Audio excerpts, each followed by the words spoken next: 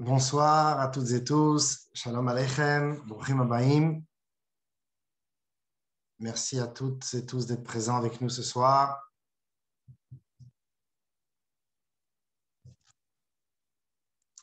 Bruchim Abaim également à mon cher ami le Rav Shmuel Levin de Deauville, chaliard du Rabbi à Deauville-Trouville, qui nous fait l'honneur d'être présent avec nous ce soir malgré les festivités de Yom HaAtzmaut. Pour certains, j'imagine qu'il y a encore les effluves des grillades qui remontent au nez. Mais on va s'attarder sur un sujet qui nous touche voilà, dans notre vie de tous les jours. Nos sages nous disent que le plus beau des Ahavat Israël, c'est avant tout envers sa femme et ses enfants. Donc, c'est parfois facile d'être bon et bienveillant envers les autres. Et c'est déjà une avoda, c'est déjà quelque chose de plus difficile de le faire avec ceux qui sont le plus proches de nous. Parce que parfois, on pense que ceux qui sont proches de nous sont une facette de notre personnalité qu'on essaye de cacher. Donc, en fait, on n'arrive pas à accepter leurs différences. Donc, le plus beau à Ahavat Israël, c'est avec nos femmes, nos enfants, nos frères, nos sœurs.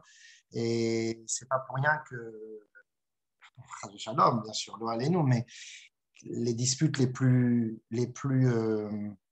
difficiles sont celles qui apparaissent dans les familles. Donc, c'est pour ça que ce shiur n'est pas seulement une idée comme ça, maîtresse généraliste du Ahavat Israël, mais c'est vraiment essayer de revisiter l'idée et de comprendre plus en profondeur, puisque ils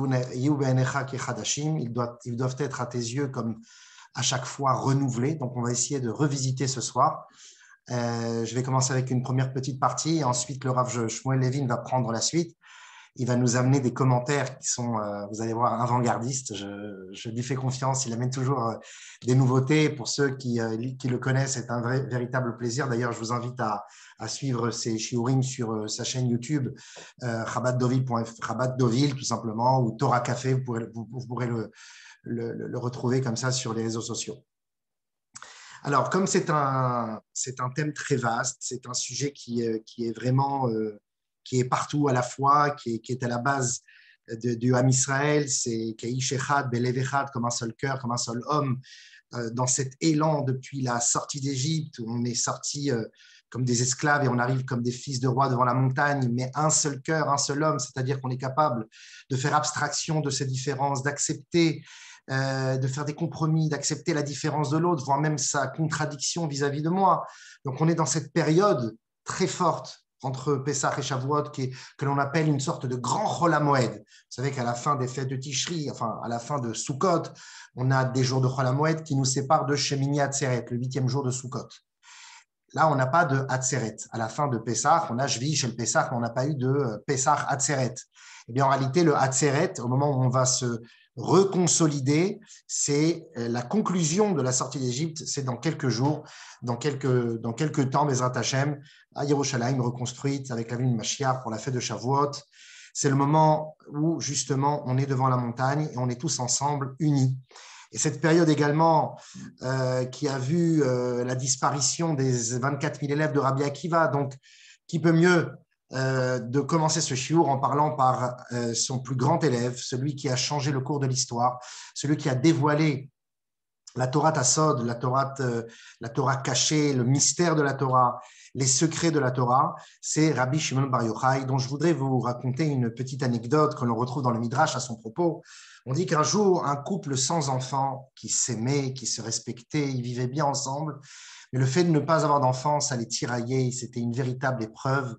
Donc, ils ont décidé de se séparer. Comme on connaît la halakha, au bout d'un certain nombre d'années, on va retenir l'avis de ceux qui disent 10 années, alors on a effectivement la possibilité de se séparer pour reconstruire sa vie, puisque la mitzvah de l'homme, c'est la mitzvah essentielle de l'homme, c'est de procréer. Donc, alors ils ont décidé de se séparer. Mais avant cela, ils sont venus en parler et demander conseil à Rabbi Shimon Bar Yochai. Rabbi Shimon Bar Yochai leur a dit: d'accord, je comprends que voilà, le moment est arrivé pour vous de vous séparer, mais j'aimerais beaucoup que vous fassiez quelque chose pour moi. Avant de vous séparer, vous allez faire une séouda de préda, une séouda où vous allez justement festoyer ensemble, manger de la viande, boire du vin, comme au jour de votre mariage. cette séparation que vous faites aujourd'hui, c'est pas à contre-cœur, c'est pour les Shem Shamaim. Donc, vous devez le faire avec Simcha, avec Emouna. Donc, ils ont organisé ce festin. C'était un festin qui a été très émouvant. Et surtout, le mari a commencé un peu à boire. Il a noyé son chagrin dans l'alcool. Il s'en est enivré, et puis un petit peu comme ça, la tête qui tourne, il dit à son épouse, ce soir, tu vas retourner chez tes parents, c'est fini, on se sépare, et je voudrais qu'avant que tu partes de la maison, que tu récupères la chose qui est à tes yeux la plus chère dans notre maison, avant de me quitter. Et le mari continue sa séouda, et puis finalement, voilà, il tombe dans les pommes, il est enivré par le vin, et le lendemain, il se réveille dans une des chambres de la maison de ses beaux-parents. Il dit, mais qu'est-ce que je fais là? Il va voir sa femme, qui était dans la cuisine en train de lui préparer un petit déjeuner, et qui lui dit, bah, c'est simple, mon cher époux, tu m'as dit de quitter la maison et de prendre avec moi la chose qui est le plus chère à mes yeux. Il n'y a que toi qui est plus cher à mes yeux. Il n'y a pas plus cher à mes yeux que toi, lui dit-elle. Et c'est pour ça que j'étais pris avec moi dans la maison de mes beaux-parents. Ils ont été très touchés les deux par cet événement, et donc ils sont repartis voir Rabbi Shimon Bar Yochai pour lui raconter tout cela. Et pour lui dire à présent qu'on vient de vivre cela, à travers cette épreuve que vous nous avez soumis finalement de faire cette séouda de séparation, eh bien aujourd'hui on a envie de se retrouver ensemble et on vous demande un autre conseil. On vous demande une bénédiction d'avoir des enfants, chose qu'ils n'avaient pas demandé au début. Et Rabbi Shimon Bar Yochai, il les a bénis et ils ont pu avoir des enfants. Alors, ce n'est pas seulement une belle histoire, comme on dit, à l'eau de rose, hein, une belle histoire, une romance, c'est quelque chose de très profond. Parce qu'en réalité, Rabbi Shimon Bar Yochai, on va rappeler un petit peu que la popularité de Rabbi Shimon Bar Yochai est au-dessus de toute imagination. C'est-à-dire par rapport à tous les autres tzadikim, tous les autres gdolim qui ont changé le Ham Israël, qui ont changé l'humanité, Rabbi Shimon Bar Yochai, il est vraiment au-dessus du lot. Il dit lui-même à son fils, les Bnei Aliyah, les hommes d'élévation sont peu dans la génération, et c'est soit toi ou moi, même à la fin il dit c'est moi le seul homme d'élévation de la génération. Donc Rabbi Shimon Bar Yochai, c'est vraiment très spécial. On sait qu'en son temps, il n'y a pas eu une seule fois l'arc-en-ciel qui est apparu dans le ciel, qui prouve un petit peu de la haute stature de la génération qu'il a lui élevée par ses enseignements. Et donc, on sait que l'arc-en-ciel rappelle le fait que Dieu aurait voulu détruire le monde, et il s'en rappelle avec le signe d'alliance qui est dans le ciel. Et au temps de Rabbi Shimon, il n'y a jamais eu d'arc-en-ciel. Donc, c'est un très, très grand tzaddik où toutes les strass du peuple juif, il n'y a pas une seule mouvance qui n'est pas rattachée à Rabbi Shimon Bar Yochai. Tout le monde va à son kever, on fait des médourot, vous savez, les grands feux que l'on organise. Il y a des parades organisées par les Lubavitch dans le monde entier. Et même le Misrad HaChinour, le ministère de l'Éducation en Israël, a rendu férié, donc c'est un jour de vacances en Israël, donc seulement dans la matinée, il me semble, et tout cela pour un seul homme. D'accord ? C'est unique dans son genre. Tous les bords du Ham Israël, sans exception, du juif orthodoxe à l'athée de gauche, tout le monde a un sentiment très particulier envers Rabbi Shimon Bar Yochai. Et la raison, elle est toute simple. La seule et unique explication, c'est parce qu'il a révélé le fond. Il a révélé le secret. Il a révélé que même quelqu'un qui se dit non-croyant ou non respectant les lois d'Hachem, dans le fond, dans le sod, dans le secret, dans sa neshama, il est et il ne veut et ne peut se séparer d'Hachem. Il a révélé le sod, la Kabbalah. Rabbi Abba, celui qui a compilé ses pensées dans son fameux livre Sefer HaZohar, le livre de la lumière, qui est la base de la Pnimiut HaTorah. La Pnimiut HaTorah, c'est la profondeur de la Torah qui a ensuite donné naissance à toute l'explication et l'interprétation du Hari HaKadosh, le plus grand des kabbalistes, le Harizal, et par la suite avec la Chassidut, qui est encore un autre dénouement et une manière encore plus fine d'exploiter toutes ces lumières qui sont très élevées et les amener dans ce monde ici-bas à travers les enseignements du Baal Shem Tov HaKadosh et de tous les maîtres chassidiques qui l'ont suivi. On peut dire vraiment que Rabbi Shimon Bar Yochai, de la même manière qu'il a sauvé ce couple dans ce Midrash, il a sauvé aussi le Ham Israël, il a sauvé le monde en disant justement, réveillez-vous, faites une Soudat Preda, prenez conscience. Cette conscience, c'est la connaissance du Sod, le fait de goûter à ces repas messianiques qui sont donc l'étude du Sod et du secret de la Torah. Donc, il sauve avec le Torah de Sod, il sauve le monde. Alors, il faut qu'on comprenne quel rapport y a-t-il entre Ve'ahavta l'ereacha kamocha et Rabbi Shimon Bar Yochai.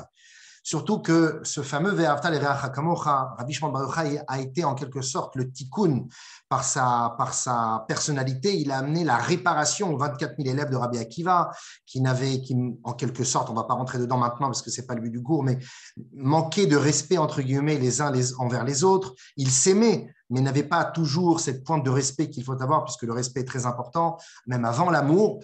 Mais Rabbi Shimon Bar Yochai, c'est vraiment le sod de l'amour, le ahava, sans aucun compromis, sans aucun intérêt, sans aucune dépendance, de s'attacher à la neshama de son frère juif, d'aimer le fond, pas seulement la forme. Alors la question, c'est est-ce qu'on peut aimer tout le monde? Est-ce qu'on doit aimer tout le monde? Est-ce que ce n'est pas... Est-ce que ce n'est pas trop demandé finalement, ceux qui ont un comportement répréhensible, ceux qu'on ne devrait pas aimer? Est-ce qu'on a aussi le devoir de les aider, de les aimer, de les soutenir?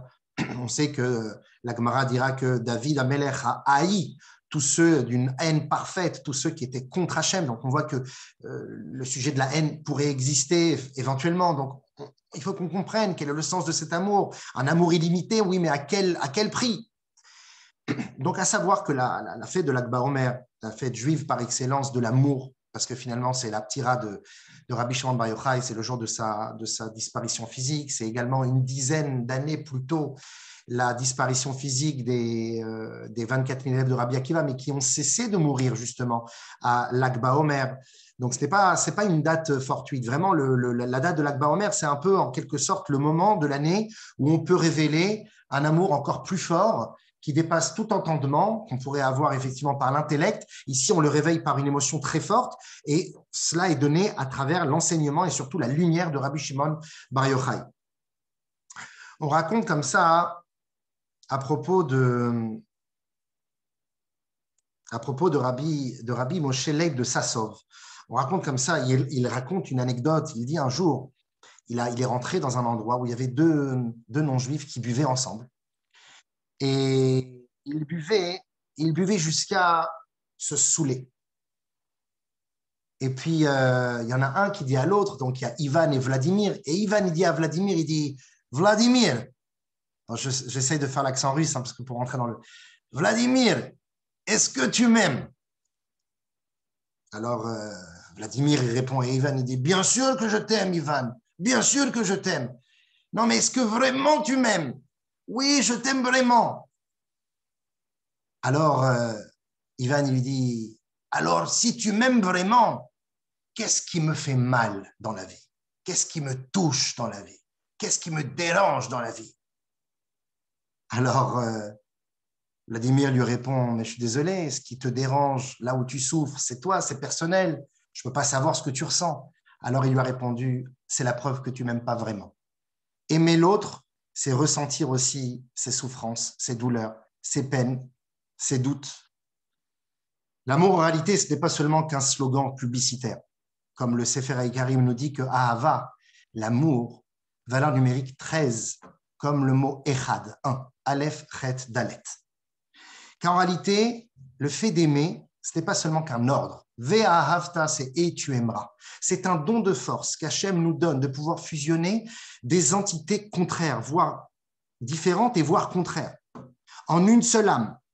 Bien que l'homme soit égoïste de par nature, eh bien, Kadosh Baruch Hu nous offre un niveau qui s'appelle cet amour, comme un papa ou une maman qui est prêt à se réveiller en pleine nuit pour aller aider un enfant qui souffre, parce que l'enfant, le parent, il n'est pas seulement en train d'entendre les pleurs de l'enfant, il entend aussi sa souffrance. Comme un jour, un couple qui est venu visiter le médecin parce que la femme était souffrante, elle avait mal à la jambe, et le mari a dit au médecin, on vient vous voir parce que nous avons mal à la jambe. Nous avons mal à la jambe, c'est-à-dire ressentir ce que l'autre ressent. Et ça, c'est, on va dire, le niveau d'amour on va dire, le plus profond d'une certaine manière, parce que l'amour, c'est pas seulement comme ça qu'on vient. L'amour, c'est pas seulement pour que je profite.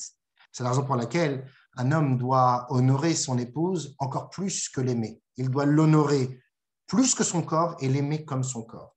Pourquoi? Parce que l'honneur, c'est l'autre qui existe. L'amour, c'est moi qui existe. Finalement, de pouvoir ressentir la souffrance de l'autre, c'est une forme d'amour qui passe par justement l'écoute, le respect, de se dire que l'autre a un sentiment, l'autre a des idées qui sont peut-être contraires aux miennes, mais qu'il faut entendre. Et là, boum, la Torah nous oblige d'aimer. Et on peut se poser la question, comment peut-on nous obliger d'aimer? C'est un sentiment, l'amour c'est un sentiment intime, c'est un sentiment authentique et vrai. On ne peut pas obliger quelqu'un, on peut éventuellement obliger quelqu'un d'aimer de la viande crue. Okay, donc il va se forcer et il va aimer. Même s'il n'aime pas vraiment, il va la manger. Mais personne ne peut obliger un homme d'aimer, à une femme d'aimer. Et d'ailleurs, dans le fond, personne ne le saura, même si je dis que j'aime. Dans l'absolu, personne ne saura si je dis la vérité ou pas. Et d'ailleurs, le Tosefet Bracha, le Rav Baruch Epstein, dans son livre Torat Mima, il dit à propos du pasuk He du Perek Vav dans Dvarim, Ahava hi regesh alev veregesh alev lo yikabel tzivui. L'amour, c'est un sentiment du cœur et le sentiment du cœur ne peut se soumettre à un ordre.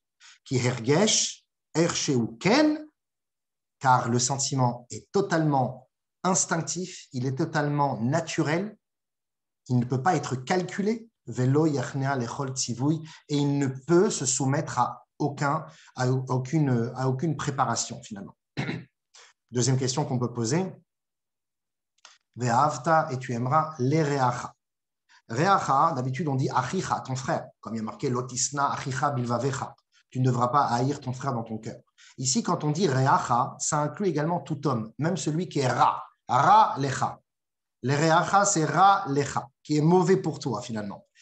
Et d'ailleurs, comme nous dit la Gemara de Sanhedrin, qu'une personne qui est chayav mita, le Sanhedrin a l'obligation, à la mitzvah, de lui faire un kavod et de l'honorer avec une mort, on va dire, respectueuse. Bon, c'est un petit peu paradoxal, mais dans l'absolu, ça voudrait dire que même quand un juge ou un rave donne son psak din, ou même quand un professeur est amené à pas punir forcément, mais à remettre en place, à gronder, etc., ça doit être toujours avec un sentiment de construction, et la construction, c'est forcément de l'amour. C'est pour ça qu'il y a l'amour qui passe par la rigueur. Un père qui dit à son fils non au bonbon, parce que tu auras des caries, l'enfant peut percevoir ça comme une rigueur, mais qu'à long terme, on sait très bien que c'est de l'amour. Donc, on voit que quand on dit les réachas, c'est même jusqu'à aimer le mal qui est dans ton prochain. Donc, à plus forte raison, pour ton voisin qui est à côté de toi à la synagogue et qui ne t'a rien fait et qui n'est même pas chayav mita par le Sanhedrin, et tout simplement parce que tu ne le supportes pas, parce que tu n'arrives pas à l'accepter tel qu'il est. Eh bien, Akadosh Baruch Hu nous demande de l'aimer. Si déjà on doit aimer le rat de notre prochain, jusqu'à même aimer celui qui est chayav mita, alors à plus forte raison celui qui ne m'a rien fait, juste tout simplement parce que je n'arrive pas, comme on dit en français vulgairement, à le blairer. Mais comment m'obliger à faire cela? Surtout quand on sait que ra'acha, parce que c'est mauvais pour toi. Troisième question qu'on peut poser, ve'avta le ra'acha kamocha, comme toi. Alors là, c'est encore plus compliqué de comprendre. Ça, c'est vraiment impossible. Comment atteindre ce niveau de kamocha? On raconte comme ça une petite blague. On raconte comme ça que c'était deux hommes qui buvaient. J'ai l'impression de parler d'alcoolique toute la soirée, mais bon, ça ne cache rien, messieurs, même si derrière, il y a beaucoup de bouteilles. Non, voilà, il y a deux alcooliques comme ça qui boivent ensemble tous les jours. Tous les jours, c'est des amis, balev au banefesh.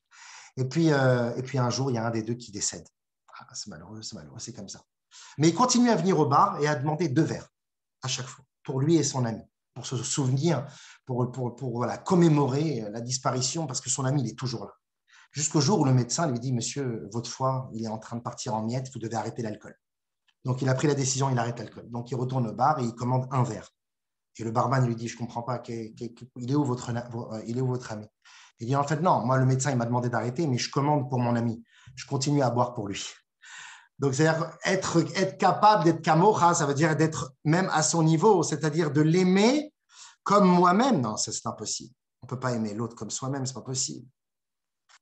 Le Ramban, d'ailleurs, il nous donne un sens un peu plus limité et un peu plus accessible à cela, et je vais finir avant de donner la parole à Rav Shmuel. Mais le Ramban Nachmani, il nous donne un sens un peu plus limité. Et il nous dit que finalement, Akadosh Baruch Hu, le sentiment d'amour qu'il nous demande d'avoir, est beaucoup plus précis, nous dit le Nachmanide. Il nous dit, c'est un peu comme l'amour entre David et Jonathan. Vous savez que le roi Shaoul, il voulait la mort de David parce qu'il savait qu'il allait à sa perte et que David Améler prendrait sa place. Mais Shaoul voulait que c'était son fils qui le remplace, Jonathan. Mais Jonathan était prêt à accepter qu'une autre personne prenne sa place parce qu'il savait que c'était bon pour lui et pour tout le monde. Il était capable de mettre en avant et au-dessus de lui un projet qui le dépasse. Et moi, je me mets de côté. Et Jonathan a protégé David. Il l'a couvert de nombreuses fois, comme la fameuse Haftara qui paquette Moshavecha, car ton siège était vide. Où étais-tu, David? Tu n'es pas venu à la Séouda de Shaoul. Et Jonathan l'a couvert. Et on dit que cet amour de Jonathan et David, en réalité, nous dit le Ramban, il nous explique la chose suivante. Il nous dit, la nature, elle est faite comment? La nature, elle est faite de telle manière que même si on aime notre prochain, mais quand bien même, on a un sentiment amer s'il nous surpasse. Et qu'on est capable d'aimer l'autre profondément quand il est en dessous de nous, quand il est moins riche, quand il est moins intelligent, quand il réussit moins sa vie. C'est beaucoup plus facile de l'aimer. Parce que finalement, il n'est pas kamoni.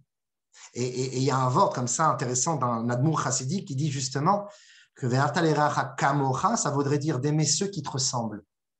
Parce que c'est facile d'aimer ceux qui sont en dessous de toi. Ceux qui sont au-dessus de toi, ils sont inaccessibles, ils te dépassent. Donc eux, tu les regardes soit avec jalousie, si tu as des mauvaises midotes, ou soit avec admiration, si tu as des bonnes midotes. Mais celui qui est comme toi, c'est-à-dire celui qui est considéré comme ton concurrent, celui qui est ton challenger, celui qui pourrait prendre ta place éventuellement, c'est celui-ci que tu dois aimer. Et donc, finalement, Jonathan a été capable de se mettre de côté pour une cause bien plus élevée que la sienne. Ah, c'est vrai que moi, j'aurais voulu être le roi, dit Jonathan. Mais je sais qu'Akadosh Baruch Hu, il a choisi David Améler, qui va être le père de toutes les générations de rois.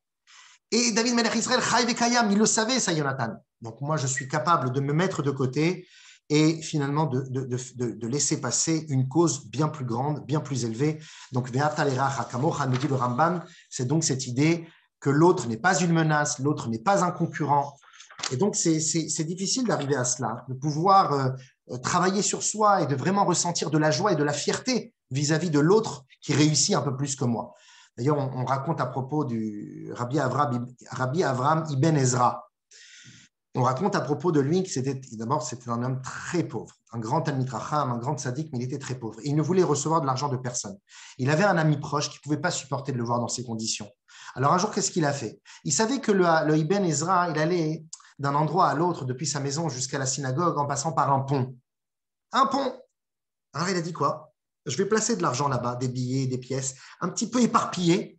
Et la halacha, la Gemara nous dit que quand tu trouves de l'argent éparpillé comme ça, tu peux les prendre pour toi. Aré maot mefuzaot, aré elouchelo, tu as le droit de les prendre. Donc Ibn Ezra va les récupérer, il va s'enrichir un peu, il va un petit peu sortir la tête de l'eau. Et le Ibn Ezra, il est passé dans le pont, il n'a rien pris, et il s'est retrouvé de l'autre côté. Et son ami ne comprenait pas pourquoi. Donc il a attrapé de l'autre côté, il a dit Rabbi, mais pourquoi vous n'avez pas récupéré les pièces et l'argent? Il s'est retourné, il a dit mais de quoi tu parles? Et là, il lui a expliqué. Il a dit, quand il est arrivé devant le pont, Ibn Ezra avait l'habitude de prendre ce pont tous les jours. Et vous savez, quand on était gosse, on a tous fait ça. Marcher dans la rue, dans des endroits où on avait l'habitude de marcher, et d'un seul coup, on ferme les yeux pour voir un petit peu si on est capable de se diriger sans prendre un mur et un poteau, avec les yeux fermés, et de se dire, ah, j'y suis arrivé. Bon, on a tous peur un petit peu au bout de 5 secondes, on ouvre les yeux. Mais le Ibn Ezra, il voulait fermer les yeux pour savoir s'il était capable de traverser le pont. Et il ne savait pas du tout qu'il y avait de l'argent. Il n'a pas fermé les yeux parce qu'il savait qu'il y avait de l'argent sur le pont. Il a fermé les yeux parce qu'il avait envie de faire ça aujourd'hui.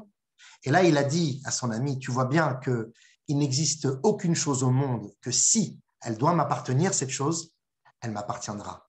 Si elle ne doit pas m'appartenir, Hachem fera en sorte que je fermerai les yeux et elle ne m'appartiendra pas. Et en fait, c'est ça l'idée. C'est qu'il n'y a aucune raison de sentir de la jalousie, de sentir un mal-être par rapport à la réussite de l'autre. Au contraire, il faut avoir un sentiment de joie véritable pour l'autre, même s'il a gagné plus, même s'il a réussi plus, parce que ce qu'il a gagné, personne ne peut lui prendre. Et ce qui ne doit pas lui appartenir, ça lui appartiendra jamais. Et ça, je le sais profondément. Donc, je sais qu'Akadosh Baruch Hu, il a donné ce dont il faut à chacun, à la mesure dont il a besoin, ce qui est bon pour sa neshama, même si on croit qu'il nous manque matériellement, c'est un don de force dans un autre domaine. Quelqu'un qui va avoir moins de matérialité, il aura un peu plus de spiritualité, et c'est peut-être son tikkun. Donc, en fait, nous dit le Ramban, voilà l'amour, le ve'afta l'reacha kamocha qu'on doit avoir, tout au moins, c'est de ne pas avoir un sentiment de jalousie par rapport à la réussite de l'autre. Donc, c'est une belle réponse, mais comment atteindre ce niveau, qui est un niveau, la jalousie, c'est naturel. Et deuxièmement, comment cette explication va avec le terme ahava, qui est beaucoup plus élevé, qui va beaucoup plus loin que le simple sentiment de ne pas ressentir de jalousie ou de concurrence vis-à-vis de l'autre. Il faut qu'on aille plus loin. Donc, avant de continuer, Bezrat Hashem, maintenant, on va donner la parole à Rav Shmuel Levin de Deauville, qui va nous apporter un éclaircissement nouveau, avec un regard intéressant, qui va nous bousculer. Alors, je vous conseille d'attacher vos ceintures, parce qu'en général, ça bouscule. Voilà, vous attachez, il va se mettre bien, il va rentrer dans le vif du sujet et il va il va nous faire voyager, les attachés. Tout d'abord, merci à Rav Shmuel d'être présent parmi nous. Je vais tout de suite allumer son micro. Alors, je crois que c'est Amram. Voilà. Rav Shmuel, Baruch haba. Tu peux réactiver ton micro. Non, c'est pas lui. Alors, attends. Voilà,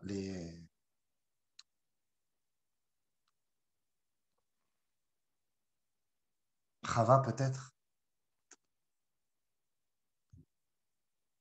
Rav Shmuel.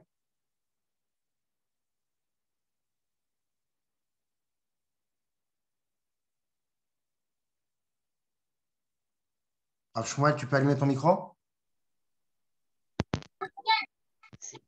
C'est Torah Café. Ah, ok. Tov. Yalla, Erev Tov. Ah voilà, on peut allumer le micro, maintenant ça marche. Bonsoir à tous.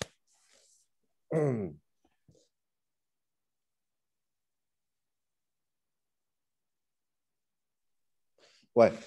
Un grand merci à mon ami le Rav Alimi qui m'a fait ce kavod de participer à son shiur.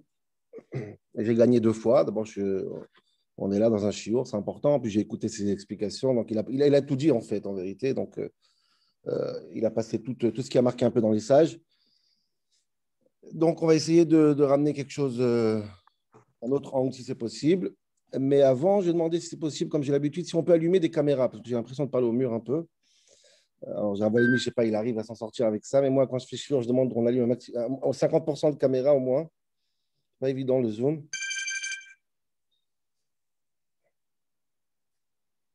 C'est possible quelque part. Ok, celui qui peut.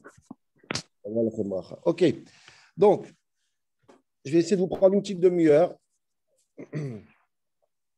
pour essayer de réfléchir sur ce qu'il a dit le Rav Alimi. Et dans ses paroles, il a comme ça rentré 2-3 mots.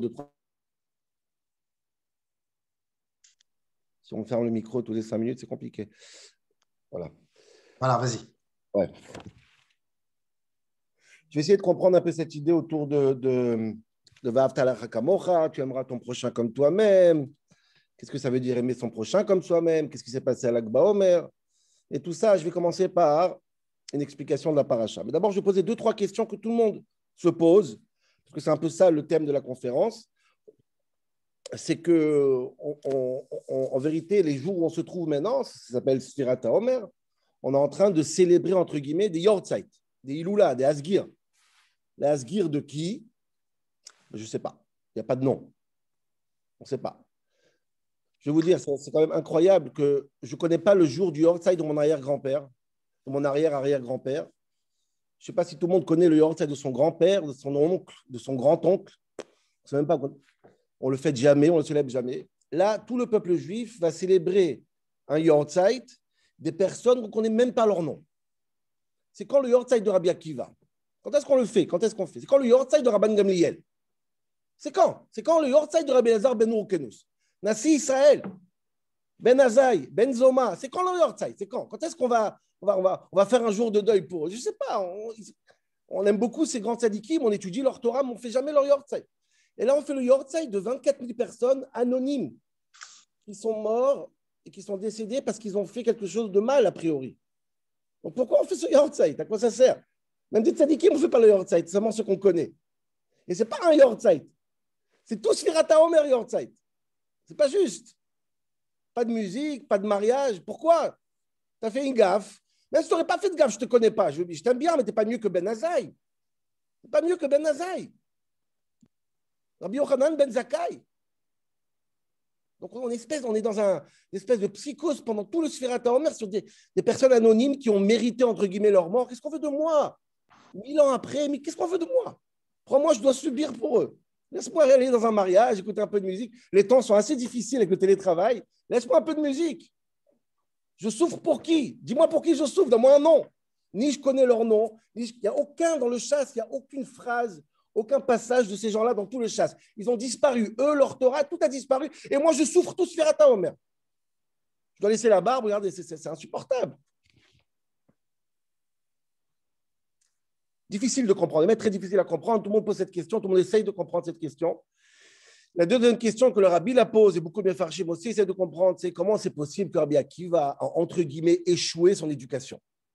Je veux dire, si Rabbi Akiva, il avait un van ou une voiture, quel autocollant il aurait mis sur le pare-brise? Toute sa vie, il a dit que ça. C'est ce que je dis d'ailleurs dans Pirkei Avot. Pirkei Avot, il y a une phrase qui revient souvent, c'est « Hu Aya Omer ». Lui, il disait. C'est toujours gênant cette phrase parce qu'on parle des gens qui ont parlé toute leur vie, des Rashi Yeshivot qui avaient des centaines ou des milliers d'élèves. Tu ne peux pas dire que Hu Aya Omer, c'est ce qu'il disait. Il a des milliers de choses, il a dit. Et en réalité, quand tu dis Hu Aya Omer, ça veut dire que quelqu'un, il peut vivre 50 ans, 60 ans, 80 ans. Il a dit beaucoup de choses. Qu'est-ce qui montre que tu es quelqu'un de grand, que tu es quelqu'un qui a vraiment un élève? C'est si j'arrive à dire que toi, cette personne-là, lui, il disait ça. J'arrive à synthétiser. C'est son principe que tout revenait à ça. J'ai dit ça Shabbat au Shiur aussi. Quand on quitte ce monde, on laisse nos enfants, il faut que nos enfants soient capables de dire « Mon père disait que ». Mon père, c'était important. Ça, c'est pour mon père. Si on passe à côté, alors on n'a rien fait, qu'est-ce qu'on a fait? Alors, on a dit plein de choses, et on est superficiel. « Hu aya mashu amar ». Rabbi Akiva, Hu aya omer, c'est quoi? Comment c'est possible? Dafka lui, tout le monde meurt. Comment tu peux échouer dans ton éducation tellement fort? Tu avais une phrase à ta bouche toute ta vie. C'est une question très difficile à comprendre. Donc, toutes ces questions nous ramènent à essayer de comprendre comment ça se fait qu'ils sont morts. Ils n'arrivaient pas à se respecter. Très bizarre. Leur maître était tellement obsessionnel, entre guillemets, sur l'amour. Comment ils sont tombés dans un truc pareil? Et pourquoi ça nous regarde? Ben, maître, pourquoi ça nous regarde? C'est d'une autre époque, c'est d'un autre temps. C'est des gens qui ont assumé votre erreur, les gars. Je ne sais même pas qui vous êtes. Mais mettez, assumez votre erreur. Laissez-moi vivre. OK, donc je mets ça de côté parce que je vais venir à la fin du shiur. Je vais prendre maintenant 20 minutes pour entrer dans un sujet de la paracha de la semaine que Nifla, ça a l'air tellement banal et tout le monde connaît, tout le monde a appris. Mais je pense qu'il y a quelque chose de nouveau à réfléchir sur un des sujets de paracha de Shavua au début de la paracha, et ça peut changer quelque chose, notre aspect de regarder d'abord sur cette mitzvah qu'on va parler tout de suite, et sur son prochain, bien sûr, quand tu dis « aime ton prochain comme toi-même », et ils sont morts parce qu'ils n'ont pas su se respecter un à l'autre. Je pense que ça vaut le coup de se pencher sur cette idée-là.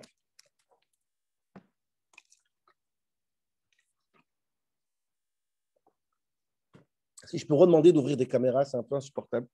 Je suis désolé, je suis un peu obsessionnel. Ouvrez les caméras, il n'y a rien à cacher. Ouvrez, on étudie ensemble. Oh, ouvrez. Yofi. Je vois votre tête, je vois si je dis n'importe quoi, je vois qu'on ne comprend pas. Donc. Alors, on y va. Je voudrais parler d'un sujet de la paracha. Restez avec moi 20 minutes, pas plus. Mais je pense que c'est magnifique. La paracha, elle commence par une mitzvah. La mitzvah la plus importante de l'histoire juive, du calendrier juif, du Shulchan Aruch, de l'identité juive, de tout ce que tu veux. Gaber el Bnei Israël est mort, dit la paracha. Dit au peuple juif, Isha ki tazria ve'yalda zachar. Une femme, Mazal Tov, il a raconté l'histoire à Ravalimi sur ceux qui n'ont pas eu d'enfant. Bon, Hachem, elle a réussi à avoir un enfant. Et elle a eu un garçon. Betam'a shivat yamim.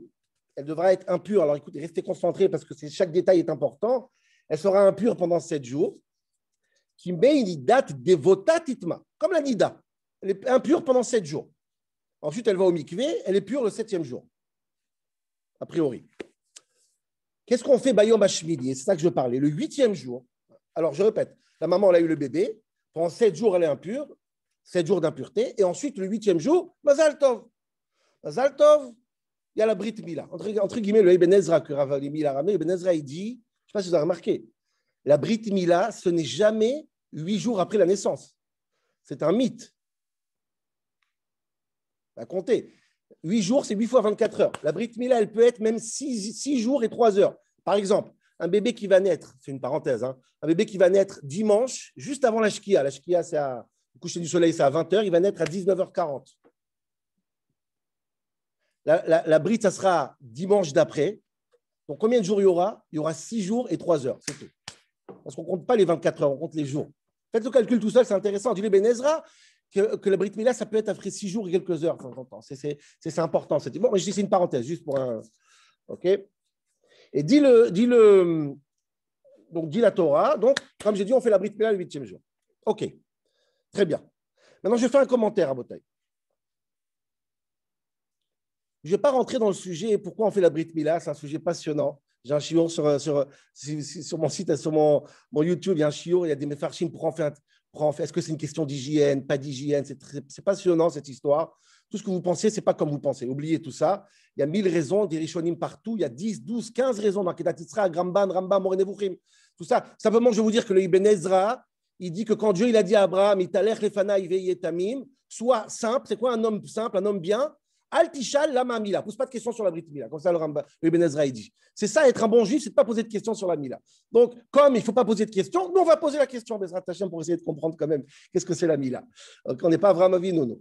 Alors, la seule chose que je vais vous dire, et après je rentre dans le sujet, c'est que notre paracha à nous, donc, nous donne l'ordre de faire la Brit Mila à nos enfants. Très bien. Or, tout le monde sait que ce n'est pas dans notre paracha que ça se passe. Ça s'est passé déjà chez Avraham Avinu. Quand on coupe le bébé, on fait la Brit Mila, on dit la Achnisu bibrito chez Avraham Avinu. Dans Sefer Bereshit, dans Parashat Lech Lecha, là-bas, la Torah elle nous donne toutes les halachot de la Brit Mila, avant même le matin de Torah. Tout est déjà ramené là-bas. Et tous les mefarshim se posent la question, pourquoi 2 fois? Pourquoi une fois avant le matin de Torah et une fois maintenant? Soit tu mets tout là-bas, soit tu mets tout ici. Réponse, là je vais commencer mon shiur. La réponse, dit la Gemara, écoutez bien, le fait que je répète ici, c'est pour une seule raison. Il y a plusieurs raisons. Une raison la plus importante, l'Omar Lecha pour te dire, Shemila Docha Shabbat. Si la Brit Mila tombe Shabbat, ça repousse Shabbat. Voilà, ça a l'air très banal ce que j'ai dit maintenant, mais quand on réfléchit 2 minutes, vous allez voir que ce n'est pas du tout banal. Que la Mila repousse Shabbat, c'est juste insupportable. L'idée que la Mila repousse Shabbat, c'est inacceptable. Et je vais vous dire pourquoi. A priori, c'est important, Brit Mila, le 8e jour. Faux. Je vais vous dire pourquoi, pour plusieurs raisons. D'abord, pourquoi la Mila, elle repousse Shabbat? Alors, tout le monde sait, donc on apprend ça à l'école. Il y a 3 otot, 3 signes. Les tfilin, c'est un signe. Shabbat, c'est un signe. Et la Mila, c'est un signe. Comme les tfilin, c'est un signe et Shabbat, c'est un signe, qu'est-ce qu'on dit? Shabbat est plus fort que les tfilin, donc on ne met pas les tfilin Shabbat. Alors, pourquoi la Mila? La Mila aussi, c'est un signe comme les tfilin. Pourquoi Shabbat, ça repousse les tfilin et pas la Mila? Bizarre, ça. C'est quoi cette hiérarchie? Si Shabbat, il est plus fort ce signe que Mila, que Tfilin, il peut repousser Mila aussi. C'est très bizarre. Mais plus que ça, je n'ai rien dit encore. Vous savez que l'idée que la Brit Mila repousse Shabbat, ce n'est pas du tout évident. Ce n'est pas du tout évident. Vous savez, par exemple, que si la maman, elle a eu le bébé par césarienne, par Nitoire Keisari, donc elle était impure, on a ouvert le ventre, on a sorti le bébé. La Brit Mila ne repousse pas Shabbat. Pourquoi? Parce qu'on a dit dans la paracha, il faut d'abord qu'elle soit impure et après le bébé naisse. Si la maman n'était pas impure, il n'y a pas de Brit Mila dimanche. Si le bébé il était jaune, il se portait mal, et il devient blanc, Shabbat, 30 jours après, on repousse la Mila, on repousse Shabbat? Non, on ne repousse pas Shabbat. Donc vous voyez que ce n'est pas évident. Pourtant, chaque jour, on ne fait pas la Mila, c'est très grave. Non, pas du tout. Si c'est une césarienne, non. Si le bébé il n'a pas eu la santé, non plus. Donc, ça veut dire que ce n'est pas catégorique qu'une Brit Mila, elle repousse Shabbat. Donc, pourquoi on dit dans notre paracha, une Brit Mila, elle repousse Shabbat chez un bébé normal? Maintenant, si vous n'êtes pas d'accord avec moi, écoutez ce qu'elle dit la Gemara, vous n'allez pas croire. J'ai du mal moi-même à lire cette Gemara. Moi, je pensais toute ma vie que pourquoi on fait la Brit Mila le 8e jour? Ah, Brit Mila, c'est 8. Je suis sûr qu'Aralimi, il a fait 40 shiurim. Le chiffre 8.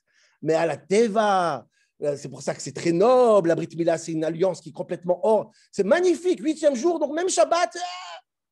Pas du tout. C'est vrai, attention, Chas Shalom. C'est très vrai tout ça. Mais ouvrez la Gemara. La Gemara dans Nida, c'est hallucinant ce que dit la Gemara. La Gemara dit pourquoi on ne fait pas la Brit Mila le 7e jour, le 6e jour, le 5e jour? Il pleurera moins le bébé. Je vous dis le mot de la Gemara, j'ai moi-même mal à la dire cette Gemara. Dis la Gemara comme ça. Sha'alu talmidav et Rabbi Shimon bar Yochai. On parle de Rajbi, la Gemara Omer. Les élèves ils ont demandé à leur maître Rabbi Shimon, dis-moi maître, Mipnema amra Torah Mila lishmona. Pourquoi on fait la Brit Mila le 8e jour? Ah, qu'est-ce qu'on répond? Parce que 8 c'est mais à la Teva.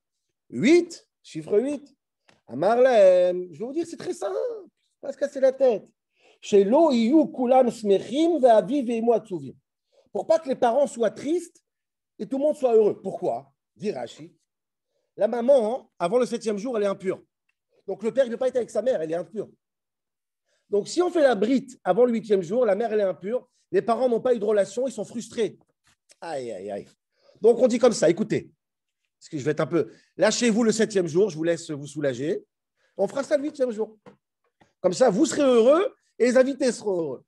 Alors là, je tombe de haut. Alors là, ça veut dire que si les parents ils peuvent être ensemble au 4e jour, la Brit Mila, c'est le 5e jour en fait. Donc, tu comprends que c'est incroyable de dire que la Mila repousse Shabbat. Si c'est ça la raison, pourquoi ça repousse Shabbat? Si on a attendu que les parents s'amusent, on peut attendre après Shabbat aussi. Je veux dire, c'est pas normal cette histoire. Qu'est-ce qu'on nous cache ici? C'est hallucinant. On tombe de très haut. Mila Dora Shabbat. C'est pour ça que je vous dis que le fait que la Mila repousse Shabbat, c'est pas du tout évident. La Mila n'a aucune raison. Elle est là par erreur, la Mila le 8e jour, parce qu'il fallait attendre que la mère elle revienne du mikvé. Si la mère serait venue du mikvé le 8e jour, on aurait fait la Mila le 9e jour, d'après cette Gemara. Mila Dora Shabbat. Non, je suis désolé. C'est pas évident.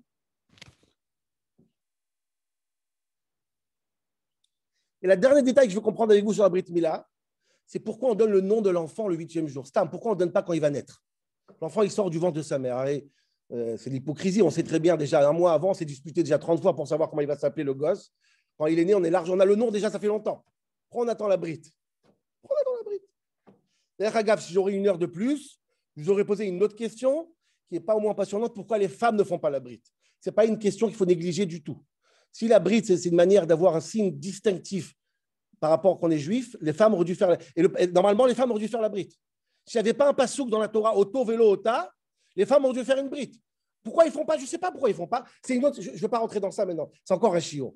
Là, je rentre chez déjà on s'occupe des hommes. Après, on verra les femmes. OK?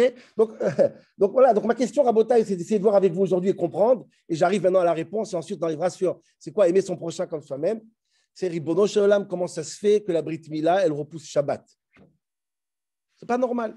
D'abord, ce n'est pas du tout évident. Et en plus, comment ça se fait qu'on attend pour la Brit que les parents soient ensemble? Ma Korécham. Comment ça se fait que ça repousse Shabbat? Donc, je vais vous expliquer cette idée. Une idée magnifique qui peut nous vous éclairer sur cette histoire de Brit Mila une fois pour toutes, peut-être.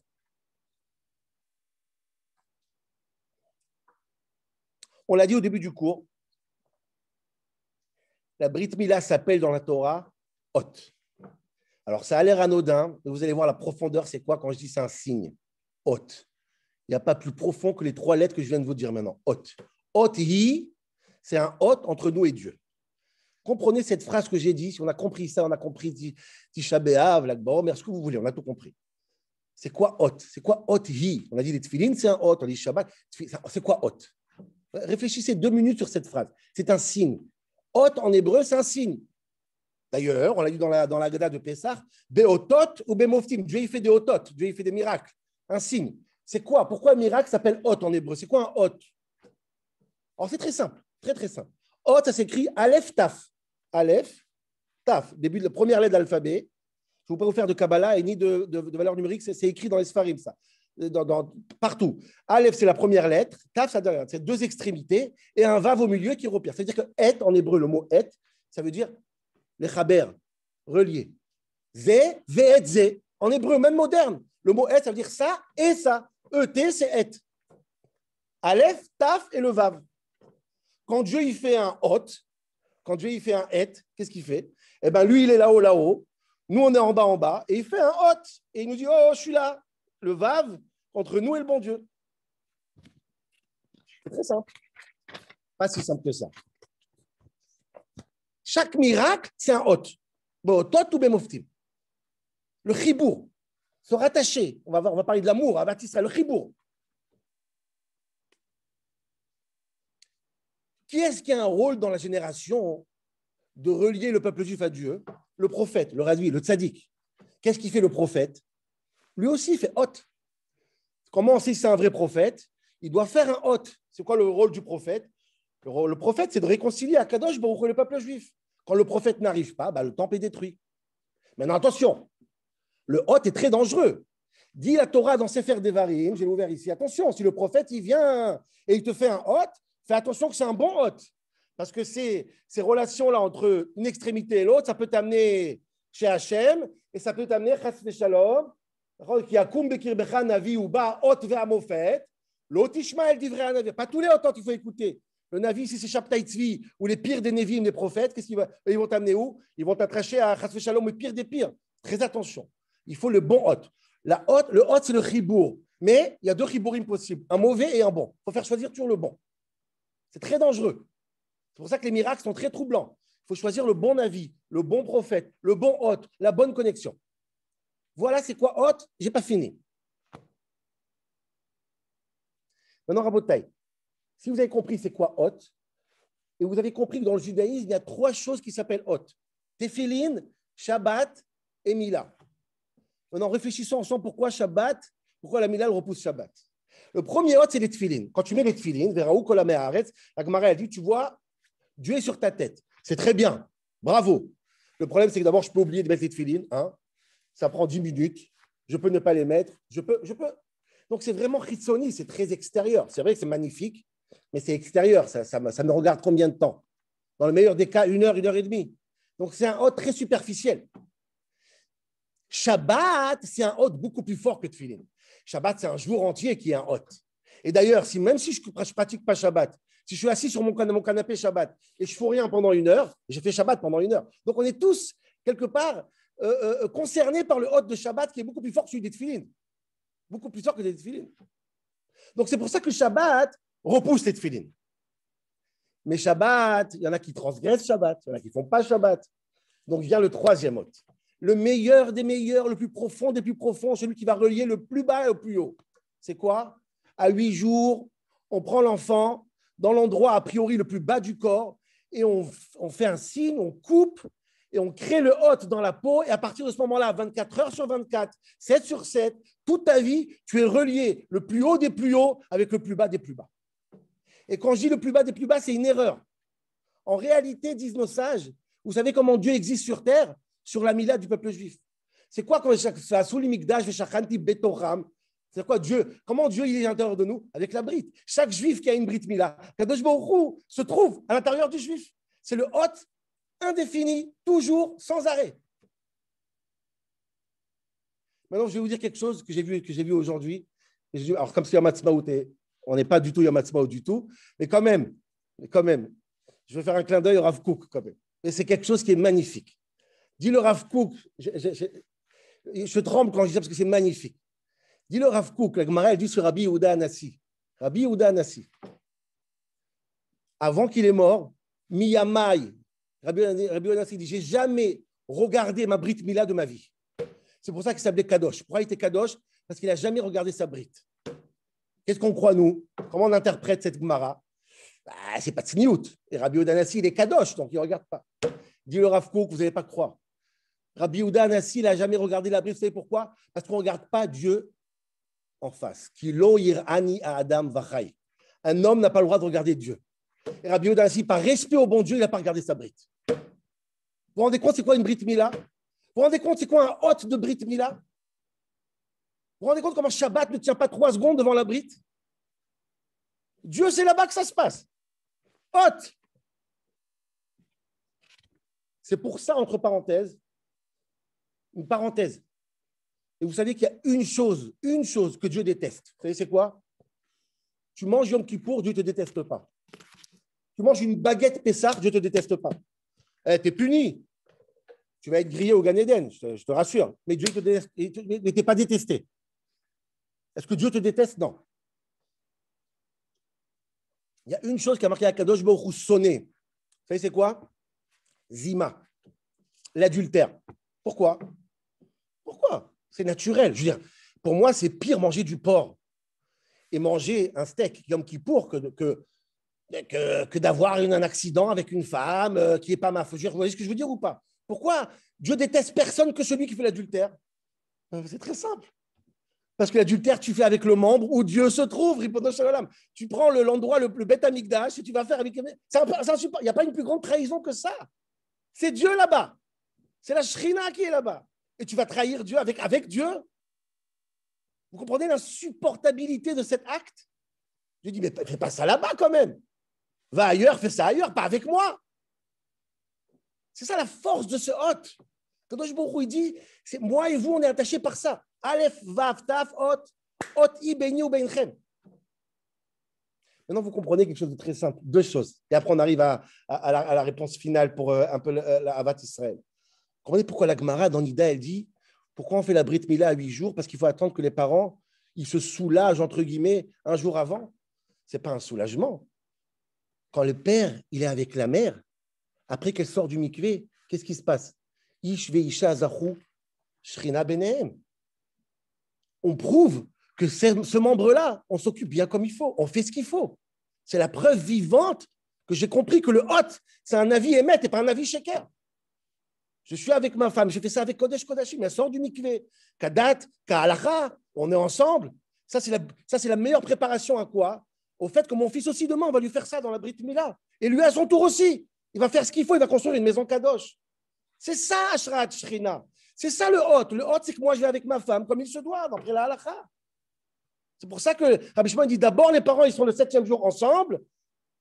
Shrina, elle est là-bas. Et après, on fait ça aux enfants. D'abord les parents, après les enfants. Si vous voulez, 7e jour, c'est la Brit Mila, la première Brit Mila. Le 8e jour, c'est la Brit Mila d'après. C'est hyper important, cette idée. C'est ça le hôte, c'est ça la Brit.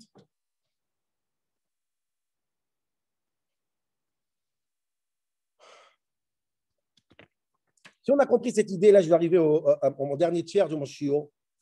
Si vous comprenez cette idée incroyable, non, je vais avancer encore. Je vais vous dire pourquoi hot, c'est nifla. Qu'est-ce que ça veut dire hot en hébreu? Hot, c'est un miracle. On a dit hot, c'est tout ça. Il ne faut pas oublier qu'il y a une signification simple du mot hot. Hot, c'est une lettre. Le Sefer Torah, il est écrit avec l'otiyot. Vous comprenez, quand Dieu nous a donné un Sefer Torah avec des lettres, qu'est-ce qui se passe? Chaque lettre, qu'est-ce qu'il fait de nous? Il nous rapproche là-haut. Chaque lettre du Sefer Torah, c'est un hôte entre nous et la Otiyot, otiyot, otiyot. Chaque lettre de Sefer Torah, c'est un hôte. Pas besoin de miracle, pas besoin de la sortie d'Égypte, pas besoin de prophète. Enlève-moi tout ça. Mais Matai, Kori, Metchema, Barvit, la Mishnah, la Gemara, la Torah, c'est des otiyot. Chaque lettre, ça me rapproche à Kadosh Baruch Hu. Chochmato ou Retsono, c'est la Kadosh Baruch Hu. C'est ça le otiyot. Maintenant, je vais expliquer pourquoi je dis ça. Et si on remarque, comment s'appelle le peuple juif? Celui que tu dois avoir à Avat Israël. Yesh Shishim Ribo Otiyot la Torah. Pourquoi on s'appelle Israël? Parce qu'Israël, c'est les initiales que chacun du peuple juif, il est une lettre du Sefer Torah. Vous comprenez maintenant que si tu n'es pas relié avec l'autre lettre, s'il manque une lettre dans le Sefer Torah, il n'est pas soul, il n'y a plus de connexion. Vous comprenez qu'Avat Israël, ce n'est pas du luxe, ce n'est pas du bonus. C'est soit tu es juif, soit tu n'es pas juif. Si tu es juif, c'est par ta Torah. Si c'est par ta Torah, c'est que chaque lettre existe dans le Sefer Torah. Alors, Nachon, il y a un juif qui ressemble à un pays, il y a un juif qui ressemble à un pays tzaddik, et un autre qui ressemble à un kouf, et un resh. Nachon, chaque lettre est différente. Mais tu ne peux pas t'en passer d'une seule lettre, c'est impossible. Parce que le rabbi disait, le Baal Shem Tov, chaque juif, c'est un hôte de Torah. Et le rabbi a demandé que chaque juif doit écrire un. C'est ça, hôte. Chaque fois que tu ouvres une Mishnah, un Chumash, tu fais une Brit Mila à chaque lettre que tu lis. Et si tu enlèves une lettre, tu es Harel, tu es non circoncis. Et les otiotes ensemble, ça fait Mila. Fait méode. sais pas combien je me Un retire de mot. tellement dire des choses. Bien sûr, il y a deux milotes. Il a raison. Il y a Milata P, Milata Brit, Kuta la Sfatay. Brit, Mila. C'est incroyable cette notion. Donc déjà, je vous dis le quoi, après je vais essayer de vous dire en quelques minutes le pourquoi, le comment si vous voulez. Donc déjà, vous comprenez bien que celui qui pense qu'il peut ne pas parler avec son ami, avec son frère, avec son voisin, alors c'est celui qui... Alors tu n'as pas besoin de circoncire ton fils aussi pendant que tu y es, c'est la même chose. Ton Sefer Torah, il n'est pas saoul. Oublie. Sans chokhmot, sans... Voilà, il te manque un hot. Tu as compris c'est quoi il te manque un hot. Tu as tout compris.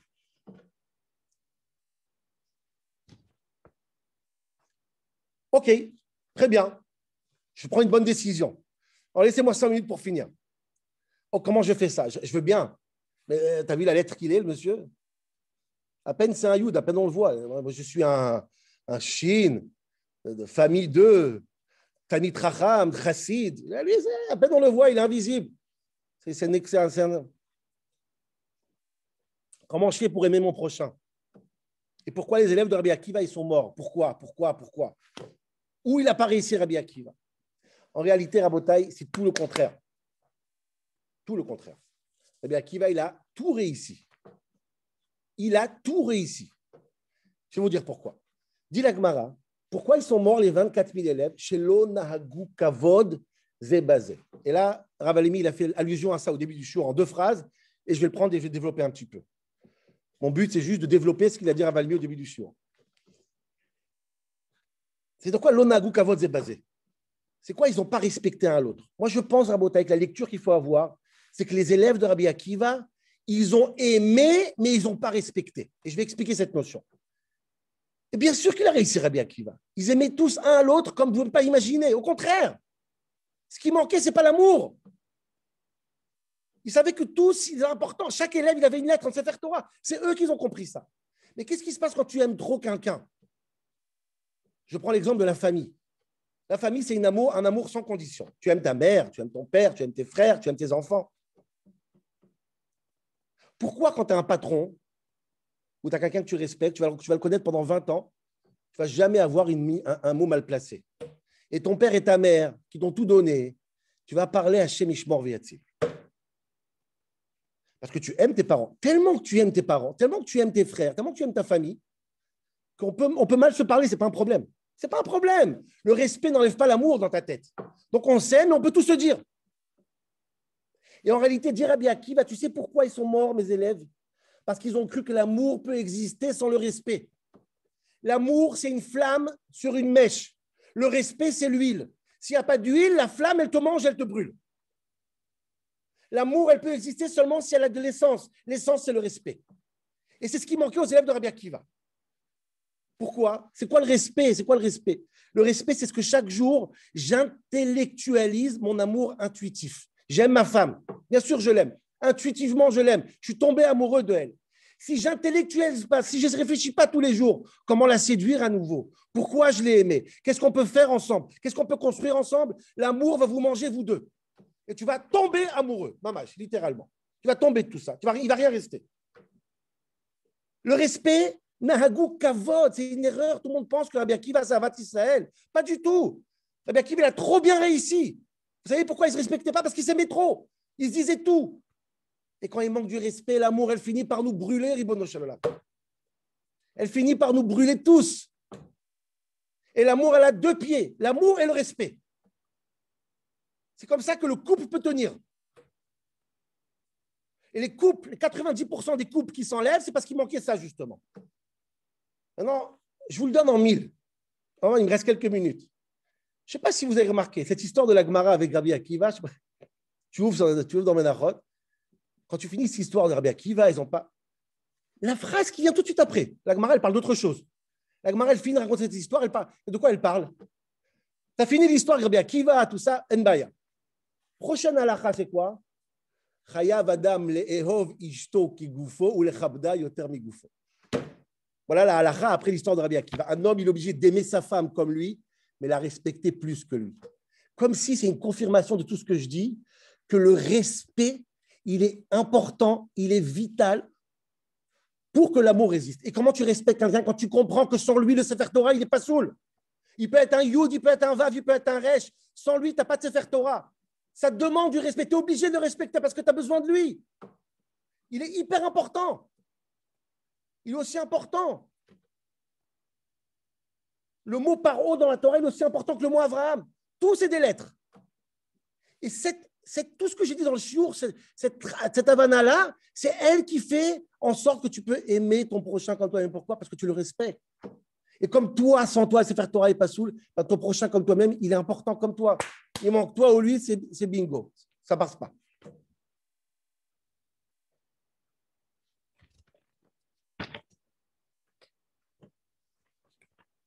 Et ça, c'est la Torah, Rabotai. Et laissez-moi une minute encore pour finir, parce que ça me rappelle un peu ce qu'on a fait dans la Gada de Pessah. Il y a une phrase qui est incroyable. Je vous donne ça après. La Torah, elle a cette force de faire en sorte qu'on arrive à s'aimer un à l'autre et se respecter un à l'autre. Juste avant qu'on parle des 4 enfants, parce que c'est ça, la bâtisserie, aimer le rachat, aimer le tam, aimer tous. Et juste avant que la Torah elle dit que Neged Arba Banim Dibra Torah, la Torah parle de ces 4 enfants, il y a une phrase incompréhensible que personne n'arrive à la comprendre jusqu'aujourd'hui, je pense. Baruch Hamakom, Baruch Hu, Baruch Shatan Torah Lamo Israël, Bigdush, Baruch Hu. Je répète, Baruch Hamakom, Baruch Hu, Baruch Shatan Torah Lamo Israël, Baruch Hu. Ça veut dire, sois béni Dieu, tu es béni. Merci Dieu que tu as donné la Torah, Baruch Hu. C'est quoi? Après la Gada, elle dit, il y a 4 enfants. C'est quoi? C'est une fila, c'est un teilim, c'est un hymne national, c'est un sentiment. C'est quoi cette phrase? C'est quoi? Baruch Hamakom, Baruch Hu, Baruch Shatan Torah Lamo Israël, Baruch. Qu'est-ce que tu veux de ma vie? Incompréhensible, Maral de Prague. Tout le monde a posé cette question. Et en réalité, il y a combien de fois Baruch? Baruch Hamakom, Baruch Hu, Baruch Shatan Torah, Baruch Hu. Et après, il y a Chacham, Rasha, Tam, et Shenoda Lishol. Et en réalité, chaque Baruch, il est pour un enfant. Quand tu comprends Baruch Shatan Torah, tu comprends que le Chacham, il a une bracha. Le Rasha, il est Baruch. Le Tam, il est Baruch. Et chacun, il a un potentiel que sans lui, c'est indispensable, donc il est Baruch. Et grâce à la Torah, j'arrive à comprendre qu'il n'y a pas un qui est plus important de l'autre. C'est un grand Sefer Torah. Et c'est pour ça que tout l'Akba Omer, j'ai posé, ce n'est pas un long Yortzeit. Ce n'est pas un long Yortzeit, Rabotai. C'est un long Shiur qui dure tout Sfirata Omer. On est en train de célébrer le Shiur, travailler sur nos midot et ramener le respect avec l'amour. Je vais finir avec une petite histoire très intéressante que j'ai lue il y a quelques années avec un grand tzaddik à Yerushalayim qui s'appelle Ari Levin. Je ne sais pas si Rav Alimi a parlé de lui une fois ou pas, mais vous connaissez tous les sifrei tzaddikim. Ari Levin, qui est le beau-père du Rav Eliashiv à la Shalom, qui était un tzaddik à Yerushalayim. Toute sa vie, il a passé dans les prisons. C'était un homme, c'était inimaginable, un vrai tzaddik. Bémet, il a fait pour les pauvres et pour les lépreux de Jérusalem avant l'État d'Israël. C'était un vrai tzaddik. Et quand sa femme est décédée, il a fait un discours une fois. Il a fait un discours après parce qu'il a vu que, comme ça il raconte là-bas, que ça fait 5 ans ou 6 ans que sa femme est décédée, tout le monde vient pour le Yortzeit et tout le monde s'en fout pas mal parce qu'à un moment donné, chaque année, le Yortzeit commence à être long, quoi. Il leur dit comme ça. Il a posé la question que j'ai posée au début du shiur. Ribono shel olam, il y a une gzera. La Gemara, elle dit qu'il y a une gzera, il y a un décret. Gzera she'amet mishtakeach min halev. Le mort, on finit par l'oublier. Regarde, ma femme, elle est morte. Il dit à ses enfants et ses petits-enfants, au bout de 5-6 ans, on est 30, le premier année, on était 50. On oublie, c'est comme ça. Gzera, chez Mishtakachat Minalev. Alors demande à Barry Levin, alors qu'est-ce qu'on veut avec ces 24 000 élèves? On ne connaît même pas leur nom. Pourquoi on est encore en train de faire un Yortzeit? Dire Barry Levin, cette phrase incroyable. La seule conclusion que j'ai, c'est qu'ils ne sont pas morts. Ils sont vivants. Ils sont vivants parce que chaque année, on étudie pourquoi, on étudie comment c'est actuel. Et plus c'est actuel, plus ils sont vivants, mamache. Vous savez pourquoi il n'y a pas de nom? Parce que c'est moi, et c'est toi, et c'est lui, et c'est chaque année vivant à l'intérieur de nous. Ça ne meurt jamais. Si ça ne meurt jamais, le Yortzeit, il ne meurt jamais. Ce n'est pas un Yortzeit, c'est un shiur. C'est un shiur klali. C'est un cours.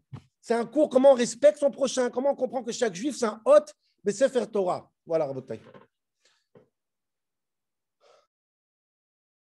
Un grand Chazak Baruch, Rav Shmuel, c'était merveilleux.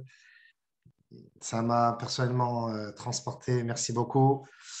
Avec la permission de toutes et tous, on va clôturer Bezrat Hashem le shiur avec une autre petite partie, encore un petit quart d'heure. Donc, si Rav Shmuel il a besoin de partir à sa occupation, on ne vous retient pas. Merci beaucoup. Mais vous êtes la bienvenue de rester avec nous. Alors, on a dit tout à l'heure qu'il faut que rapporter, quand bien même cette explication, parce qu'elle est très importante, à savoir qu'on serait tenté de dire que les sentiments et les émotions, ils viennent du cœur. Pourtant, selon la vision juive, les sentiments, ce n'est pas seulement qu'une crise sans fondement, une crise ou une conséquence directe d'une émotion. Mais en réalité, les sentiments et les émotions sont les expressions de l'échelle de valeur que j'établis avec mon intellect et par les centres d'intérêt également que j'ai dans la vie de tous les jours. Et en fonction de l'apparence, en fonction du statut et la qualité de mon prochain, alors je vais émettre mes émotions. Donc finalement, mes émotions découlent de ma vision. Mes sentiments sont les enfants de ma réflexion. Et c'est la raison pour laquelle le Rambam, Maïmonide, va appeler les sentiments, ne va pas les appeler midot, mais va les appeler deot. C'est vrai qu'il a écrit un livre qui s'appelle Sefer Deot, le livre des consciences, le livre de la connaissance finalement de l'autre, qui engendre par la suite des midot, des sentiments et des émotions. Car par une seule pensée, par une seule méditation, on peut changer nos sentiments, on peut changer nos émotions dans le bien. Tout dépend de notre conscience. C'est la raison pour laquelle un enfant, devant le vide, quand il n'est pas conscient, il n'a pas peur. Dès qu'il grandit et qu'il prend conscience du vide, c'est là où il commence à avoir peur. Donc finalement, son sentiment de peur n'est que le fruit de sa conscience. En réalité, si on se base sur le fait que Ahavat Israël doit venir du cœur, alors on peut vite tomber dans le piège, parce que le cœur, un jour, il veut, et un autre jour, il veut moins. Et bien que Ahava docheket et abassar, l'amour repousse toute chair, l'amour repousse toute contradiction, quand il y a un fort amour, mais ce fort amour, il doit être construit. Comment on le construit? Par la conscience, par la méditation et par la réflexion. Quand on prend conscience des choses, comme le Rav Levin vient de nous l'exposer avec cette idée de Hod, quand on prend conscience profondément de la valeur, de la gravité même, de la profondeur de la Gdusha d'un juif, alors on peut surpasser des simples émotions et on va dans le fond et on va dans le vrai. En réalité, les amis, si on met de côté notre mode de pensée, notre environnement social dans lequel on a été conditionné, qu'on a grandi, etc., qu'on met de côté le physique de l'autre ou bien l'apparence vestimentaire, puisqu'on juge les autres aussi en fonction de comment ils sont habillés, que l'on met de côté le fait qu'il soit grand ou petit, qu'il soit riche ou pauvre, ou qu'une personne ait réussi sa vie ou qu'il a été malchanceux. Eh bien, dans le fond, si on met de côté toutes ces choses superficielles, on est quasiment tous les mêmes. Je vais pas parler également de Ashkenaz et Farad, et dans Sfarad et dans Ashkenaz, les différences. Si on met de côté tout ça, dans le fond, on est vraiment les mêmes. On n'est pas seulement les mêmes en tant qu'humains, mais on est surtout les mêmes, et à plus forte raison en tant que juifs, parce qu'en chacun de nous brûle une neshama, chelek eloka mimal, une part de Dieu en nous. Et comme Dieu est indivisible, donc il y a tout Dieu dans chacun de nous. Tout Dieu est dans l'un, tout Dieu est dans l'autre, tout Dieu est dans moi. Et c'est pour la raison pour laquelle je suis capable de me reconnaître à travers l'autre. C'est ce Chelek Eloka qui n'attend que d'être révélé. Et d'ailleurs, si on prend un petit peu l'analogie, si on voit, si par exemple dans un ascenseur se retrouvent bloqués ensemble un orthodoxe de Bnei Brak et un kibbutznik traditionnaliste et un athée de la gauche israélienne, s'ils se retrouvent coincés dans un ascenseur et qu'évidemment, dans la rue, ces personnes-là n'auraient jamais rien à se dire et ils n'auraient pas croisé les mêmes personnes et n'auraient pas rencontré les mêmes milieux. Et pourtant, dans cet ascenseur, au bout de 10 minutes, lorsque la panique, la peur survient, alors ça prend le dessus. Et toutes les différences extérieures, sociologiques, éducationnelles, tout s'évanouit finalement. Et chacun a une seule envie, c'est de pouvoir sortir d'ici autant que l'autre. Ce sentiment, à ce moment-là, il est vrai. Il est vrai parce qu'il y a eu une conscience, la conscience de la valeur profonde des choses de la vie, par exemple. Est-ce que je vais sortir en vie de cette épreuve?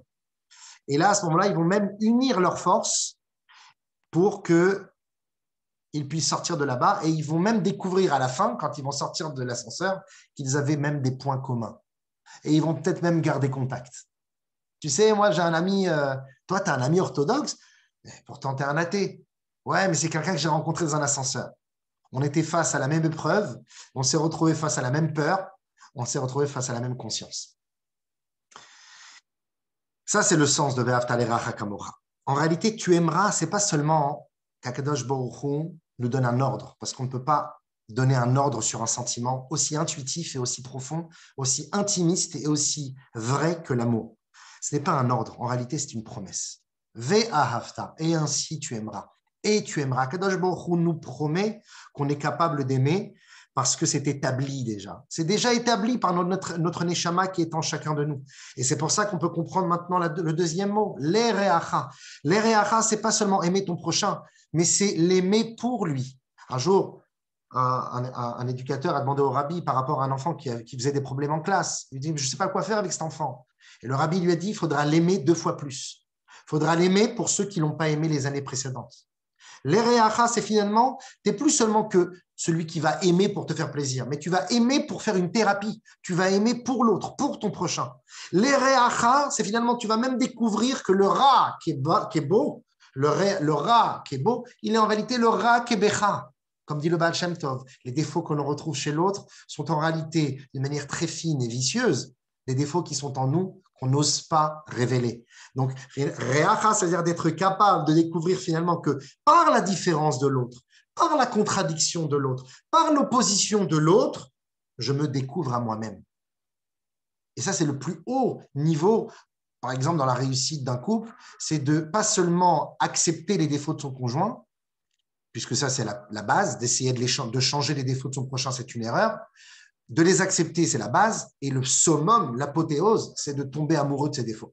C'est de comprendre que ces défauts sont un bien pour moi. Parce que pour moi, je les vois comme des défauts. Ah oui, elle est trop timide. Moi, je suis extraverti. Elle est timide. Oui, mais cette timidité t'apprend à toi à retenir parfois des choses qui peuvent être extravagantes, extraverties jusqu'à l'extravagance. Donc, les Reacha, c'est pour ton prochain jusqu'à la fin que tu découvres que le Ra chez Bo ou Ra chez Becha, et en réalité, c'est un tikkun, sa différence chez lui est un complément chez toi, est une réparation chez toi.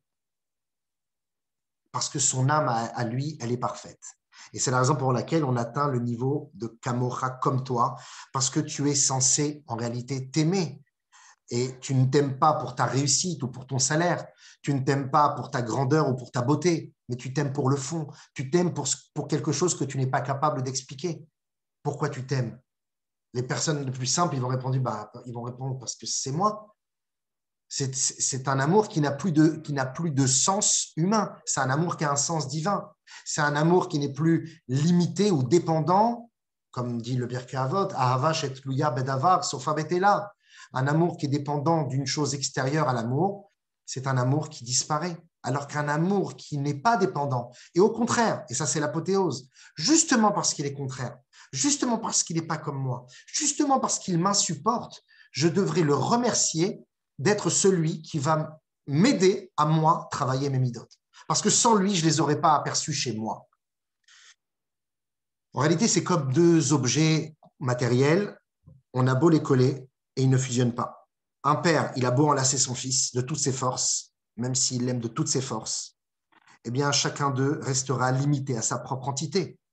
Si tu prends 2 liquides de couleurs différentes, tu as beau les mélanger, mais ils ne fusionnent pas. La même chose pour les gaz. Il n'y a qu'une chose qui est capable de se fusionner totalement, c'est le feu.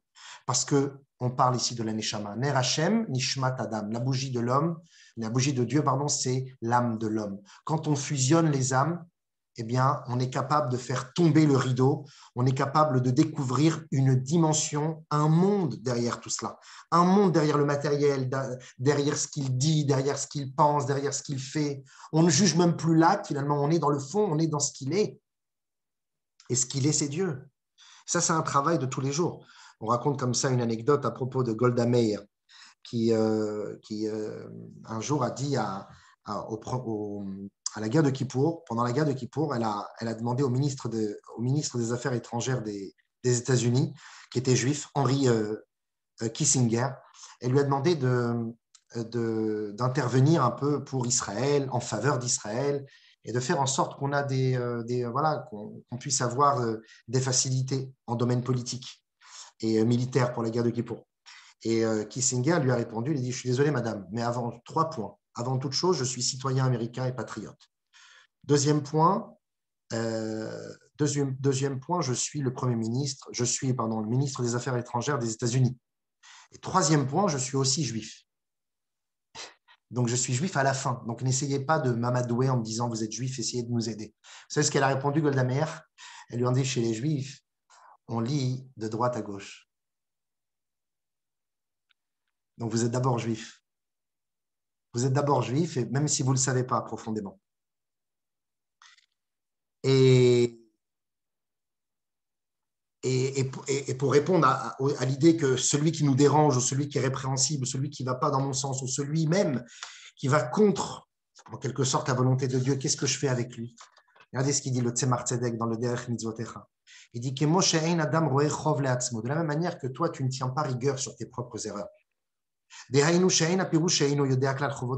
Évidemment, tu connais tes défauts. Au contraire, je suis non seulement conscient et j'ai envie même de changer.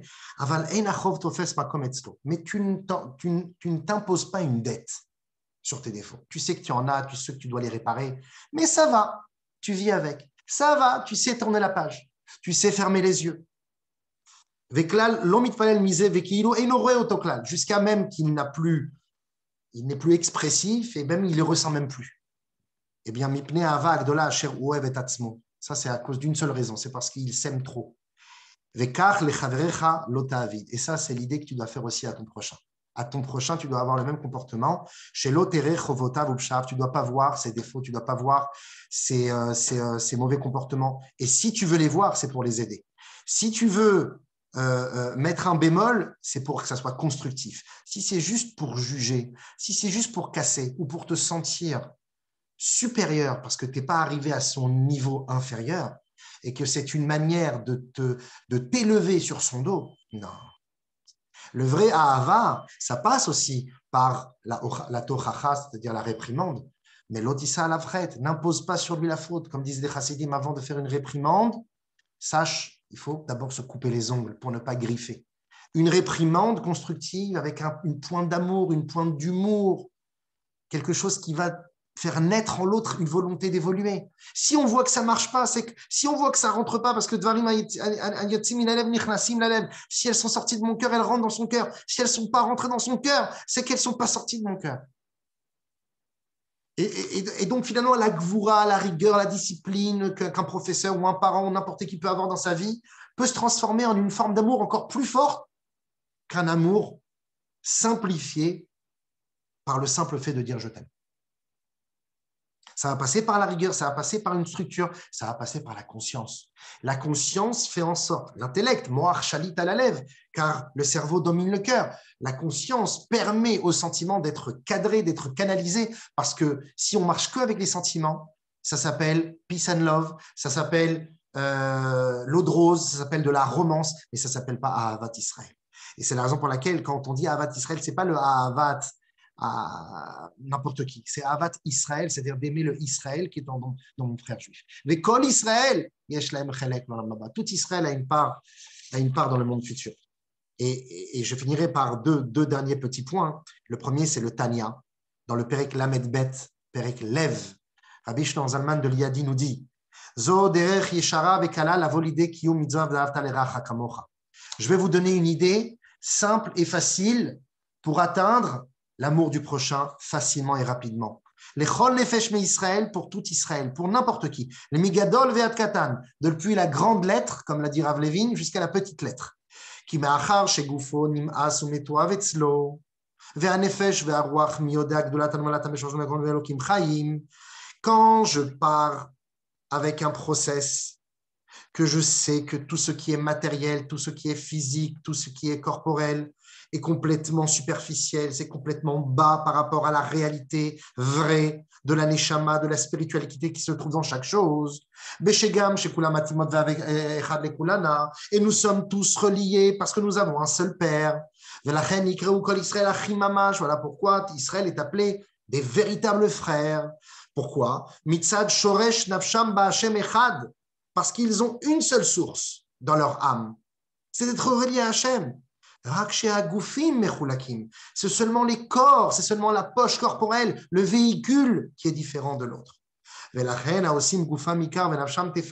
Celui qui transforme son corps en quelque chose de secondaire. Son corps, ses besoins matériels, ses passions, ses désirs, son argent, son honneur, tout ça, il met de côté pour secondaire.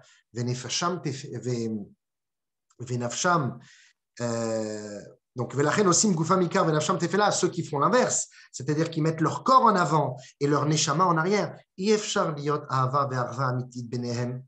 ne peut y avoir un amour et une fraternité réelle, tangible et vraie.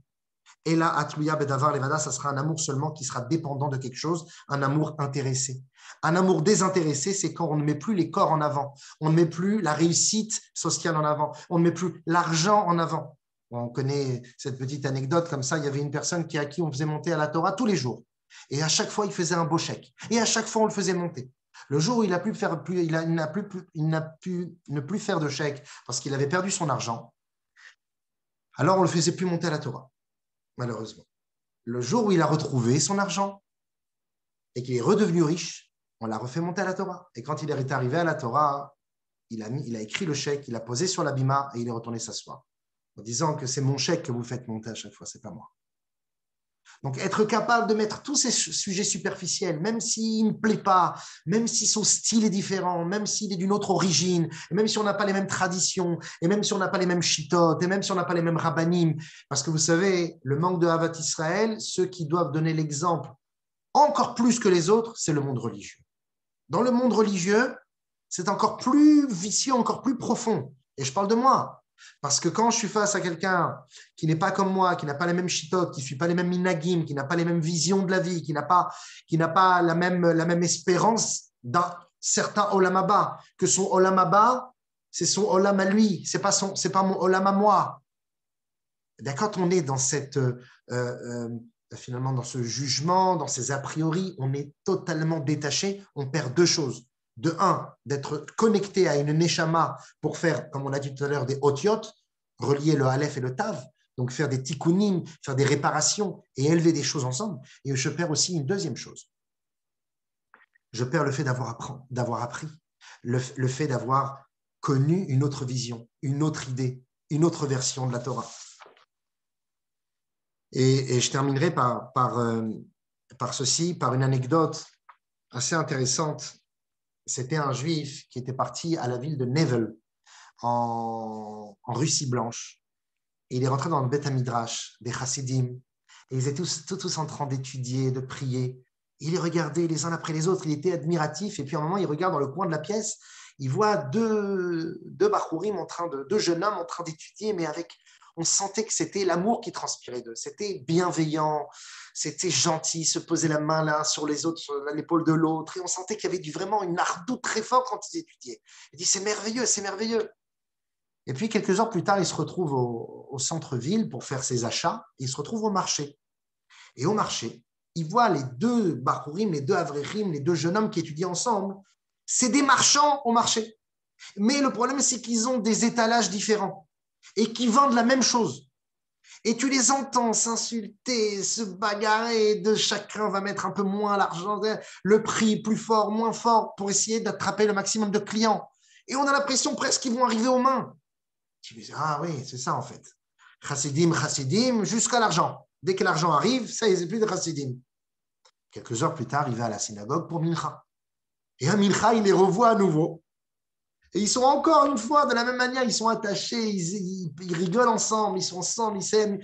Et il ne peut pas, ça le gratte, il va les voir, il dit, mais je ne comprends pas, c'est quoi cette contradiction? Jusqu'à maintenant, vous étiez ensemble, après au marché, vous n'êtes plus ensemble, maintenant vous êtes à nouveau ensemble. Il dit, non, au marché, ce n'était pas nous, c'était nos roubles, c'était eux qui se disputaient. Nous, on était encore au Beth Midrash. On a été capable de mettre quelque chose d'autre en avant. Notre neshama, c'est elle qui décide. Les roubles, c'est superficiel. Eux, ils sont capables de se disputer. Et comme l'a dit Rav Levin, la plus belle des forces, finalement, c'est de respecter la différence de l'autre, un peu comme les élèves de Rabbi Akiva, qui ne supportaient pas, tellement ils aimaient leur prochain, ils ne supportaient pas que l'autre puisse avoir une vision différente de la pensée de leur maître.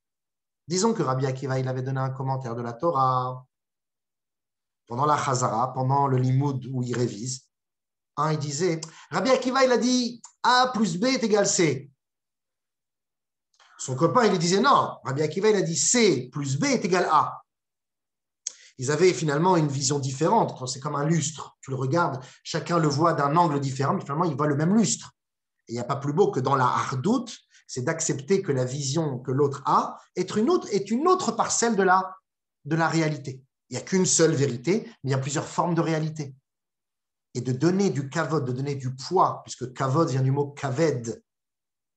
Kaved, ça veut dire donner du poids, donner de la valeur, donner de l'importance, donner du kavod, donner du respect, donner de l'honneur à la vision de l'autre, à la perception de l'autre, à la vie de l'autre, à la chita de l'autre. Même si moi, je ne suis pas comme ça, c'est ça ce qui manquait chez les élèves de Rabbi Akiva. Pourquoi?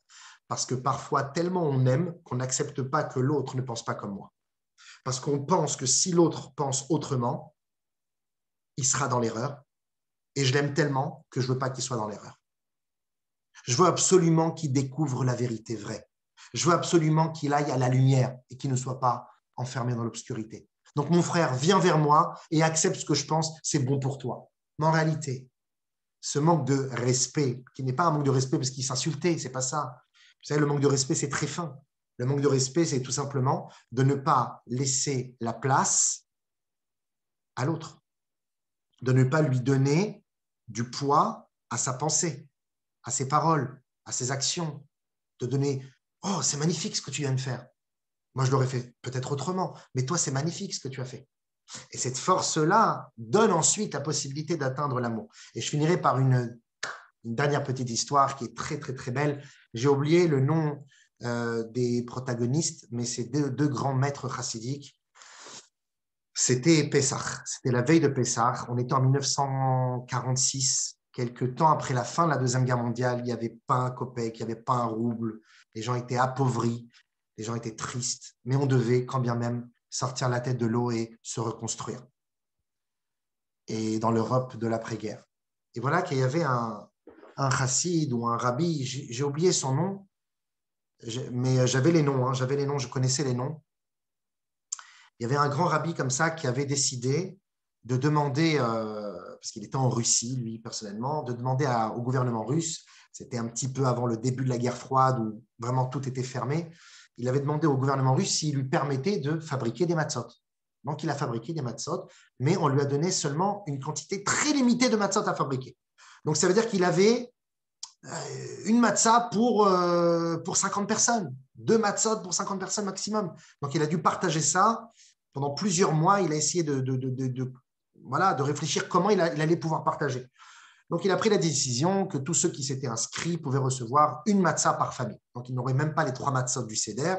Il n'y aura qu'une seule matzah par famille. Vous vous rendez compte l'époque qu'il vivait. Mais c'était déjà un miracle parce qu'ils n'avaient pas vu de matzot pendant la guerre, depuis 6 ans, ils n'avaient pas vu de matzot. Une matzah par famille, à part les chefs communautaires qui font des sdarim pour tous. Et là, à ce moment-là, on donnera 2 matzot. Combien c'était? 2 matzot ou 3 matzot? 3 matzot, excusez-moi. Pour ceux qui font un seder communautaire, 3 matzot. Et il y a le fils du Admour de Hatzeret Vijnitz, voilà, là je m'en souviens, il s'appelait Reb Moïse, le fils d'un Admour chassidique, qui vient voir ce premier rabbi, qui tape à la porte, qui dit bonjour, je viens chercher une matzah. Et le rabbi lui dit, je vais vous donner bien sûr 3 matzot, puisque vous êtes une communauté, c'est un seder communautaire, je vais vous donner 3 matzot pour la communauté. Et là, le Reb Moshe, le fils de l'Admour de Vijnitz, il dit non, mon père, il demande absolument que vous lui donniez 6 matzot. 3 matzot pour nous et 3 matzot supplémentaires. Ok, le toupet n'a pas de nom. Ça aurait été avec un grand plaisir. Mais il faut savoir que si je vous donne 3 matzot, il y a des familles qui n'auront pas du tout, pourront même pas goûter une matzah, même un morceau de matzah tout Pessah. Donc, ça a été calculé, ça a été décidé de cette manière. Je suis vraiment, vraiment désolé. Tu t'excuseras auprès de ton papa, l'Admour de Vijnitz, mais ce n'est pas possible. Je me répète, mon père, il demande absolument que vous lui donnez 3 matzot de plus. Mais je viens de t'expliquer, c'est pas possible. Mon père, s'il vous plaît, demande que vous lui donnez 3 matzot de plus. ne discutent pas. Et le rabbi qui partageait les matzot, il a compris que si c'est répétitif comme ça, ce n'est pas pour rien. Ça vient d'un autre rabbi, c'est forcément quelque chose qui le dépasse, donc il lui donne effectivement 6 matzot. 3 matzot pour eux et 3 matzot, je ne sais pourquoi. La fête de Pessah arrive et ce rabbi-là, il a gardé seulement qu'une matzah pour lui parce qu'il n'avait pas fait un seder communautaire, il était en famille. Et finalement, juste avant que le seder commence, on tape à la porte de chez lui et c'est une vieille dame, une voisine à lui, qui n'avait pas pu venir au centre pour aller chercher les matzot, qui le supplie, donnez-moi la matzah que vous avez. Et le rabbi n'a pas pu tenir face à ses demandes et il lui a offert la seule matzah qu'il possédait. L'unique et dernière matzah qu'il possédait. Et il se rassoit à table avec les enfants en leur disant, mes chéris, il n'y aura pas de matzot, ce Pessah non plus. On va boire les 4 coupes de je ne sais quoi, on va manger ce qu'il y a à table, il n'y aura pas de matzot. Et là, à la porte tape une deuxième fois. Il ouvre la porte et il voit Rabbi Moshe, le fils de l'Admour de Vejnitz. Oh, que fais-tu là? Et Rabbi Moshe lui dit, mon père, il veut savoir si tu peux lui donner encore une matzah. Je vous ai donné déjà 6 matzot. Je voulais encore une 7e matzah. Mon père demande si tu peux lui donner la dernière matzah qui te reste. Je vous dis la vérité, j'ai un peu honte de le dire, mais je n'ai pas de matzah. Comment ça? Non, j'aurai plus de matzot ce soir. Ma dernière matzah, je l'ai donnée à une vieille dame, c'est ma voisine. Elle a voulu une matzah, je lui ai donné ma matzah. Je n'ai plus de matzot. Je n'ai plus rien pour votre papa, je suis vraiment désolé. Et là, Reb Moshe, il fait un grand sourire et il dit, ah, papa avait raison. Il ouvre son sac et il lui donne 3 matzot. Et il dit, c'est quoi ces 3 matzot? Il dit, mon père, il connaît votre Ahavat Israël à vous. Et il sait très bien qu'à la nuit du Seder, même jusqu'à votre dernière matzah, vous allez la donner à un autre juif et que vous, il vous manquera pour vous.